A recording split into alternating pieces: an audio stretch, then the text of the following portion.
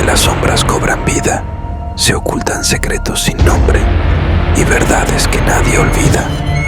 Entre susurros y lamentos, historias que helarán tu sangre, realidades que desafían el tiempo y horrores que nadie comprende. Adéntrate en lo desconocido, donde la razón se desvanece, donde el miedo es tu único amigo y la oscuridad siempre crece. Esto es Al límite de la realidad. Por favor, piensa en un lugar donde la justicia no existe. 9 de cada 10 personas pensaron en un país lejano, una dictadura quizás. Pero, ¿cuántos pensaron en su propio vecindario? Esta es la historia de Emily Peguero, una joven de 16 años cuya desaparición reveló los oscuros secretos que se esconden tras las fachadas de las casas más respetables. Emily del Carmen Peguero Polanco se ganaba la vida como cualquier adolescente entre estudios y sueños. Vivía en San Francisco de Macorís, República Dominicana, un lugar que muchos considerarían paradisíaco. Pero bajo la superficie de este aparente paraíso se gestaba una pesadilla inimaginable. Emily provenía de una familia humilde. Su padre Genaro era capataz de una finca y su madre Adalgisa, costurera. Una familia común, con sueños comunes. Emily, la menor de 3 hermanos, soñaba con estudiar Derecho para ayudar a los más necesitados. Pero el destino, queridos amigos, a veces juega cartas crueles. El 23 de agosto de 2017, Emily salió de su casa acompañada de su novio, Marlon Martínez. Lo que Emily no sabía es que acababa de dar sus últimos pasos en este mundo.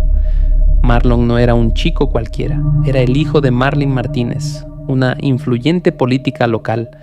Esa conexión sería la llave a un infierno terrenal que nadie podría haber imaginado. Pero retrocedamos un poco en el tiempo. ¿Cómo llegó Emily a relacionarse con una familia tan poderosa? La respuesta, mis queridos amigos, es tan simple como escalofriante. Marlene Martínez compró una finca casi enfrente de la humilde casa de la familia Peguero. 2 mundos, separados por una calle y un abismo de clase social, pero unidos por el destino. Emily y Marlon crecieron juntos, jugando en las mismas calles polvorientas, compartiendo risas infantiles que pronto se convertirían en gritos de horror. A los 12 años, Emily y Marlon comenzaron una relación. 4 años después, Emily quedó embarazada. Y aquí, amigos míos, es donde nuestra historia toma un giro macabro. Marlene Martínez, la matriarca de la familia, no estaba contenta. Una joven de clase baja, embarazada de su hijo, no encajaba en sus planes. Y cuando los poderosos no están contentos, las consecuencias pueden ser fatales. El día de la desaparición, Marlon dijo que llevaría a Emily a recoger unos análisis médicos, una excusa tan común, tan inocente. Pero detrás de esa fachada de normalidad se ocultaba un plan diabólico. 9 días después, el cuerpo de Emily fue encontrado dentro de una maleta al borde de una carretera solitaria. Lo que los forenses descubrieron fue algo que ningún ser humano debería presenciar jamás: trauma cráneoencefálico, hemorragia cerebral, útero perforado, restos del feto en su cuerpo, múltiples contusiones y hematomas. Emily, con 5 meses de embarazo, había sido sometida a un aborto forzado y luego asesinada a golpes. Pero esto es solo el comienzo de nuestra pesadilla. A medida que la investigación avanzaba, salieron a la luz detalles que harían temblar hasta al más escéptico. Marlon había llevado a Emily, engañada, a un apartamento propiedad de su madre. Allí la sometió a torturas inimaginables para provocarle un aborto. Y luego, con la frialdad de un depredador, ocultó el cuerpo con ayuda de su propia madre.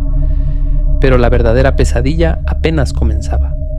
Marlene Martínez, la mujer que debería haber sido un pilar de la comunidad, orquestó un encubrimiento tan elaborado que haría parecer amateur al más experimentado criminal.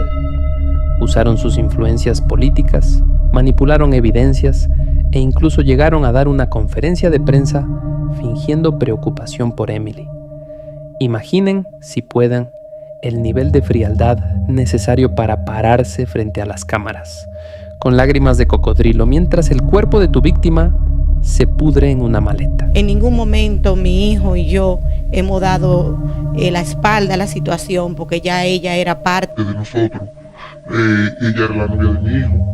Es la novia de mi hijo actual. Lo que ayer ellos, sí se ha comentado cosas que no son, ellos no fueron hacia el Nacional. La mamá la acompañó a la clínica nacional el día antes de ayer y los resultados se lo entregan mañana viernes. Ella tenía 5 meses de embarazo. Desde que nos enteramos le dimos nuestro apoyo. Yo me siento totalmente, desde que supe la situación, lo que hice fue acudir al llamado de la gente de Cenoví, que son mi gente, y donde entiendo que me siento igual o peor de cómo ellos se sienten, porque realmente le pido a cualquier persona que haya visto a Emily que por favor que dé una información a los medios, porque nosotros realmente lo que queremos es que se aclarezca el caso, porque ella le dijo a mi hijo que la dejara en el cruce, él la dejó. Pero el horror no termina ahí. Oh no, mis queridos amigos. La telaraña de mentiras y complicidad se extendía mucho más allá. Simón Bolívar Ureña, alias El Boli, un empleado de confianza de Marlene, reveló detalles escalofriantes. Contó cómo Marlene lo llamó en la madrugada desesperada por deshacerse del cuerpo. Imaginen esa llamada telefónica en medio de la noche, el pánico en la voz de una mujer poderosa pidiendo ayuda para ocultar un crimen atroz. El Boli describió cómo Marlon, con una frialdad que helaría la sangre, condujo hasta el lugar donde había abandonado inicialmente el cuerpo de Emily. Lo recogieron y lo llevaron a una finca. Todo esto mientras escuchaba música, como si estuviera en un paseo dominical. Y aquí, queridos amigos, es donde la realidad supera cualquier ficción de horror. Mientras el cuerpo de Emily yacía en el maletero de un auto, en un almacén de la finca, Marlene y Marlon daban una conferencia de prensa pidiendo su regreso. El juicio reveló la frialdad de los asesinos. Marlon fue condenado a 30 años de prisión, pero su madre, Marlene Martínez, la mujer que orquestó el encubrimiento del asesinato de Emily, solo recibió una sentencia de 2 años. Hoy camina libre por las calles, quizás incluso por tu vecindario. Pero el verdadero horror, amigos míos, no está en los detalles escabrosos del crimen, no. El verdadero horror reside en la impunidad, en cómo el poder y el dinero pueden torcer la justicia hasta hacerla irreconocible.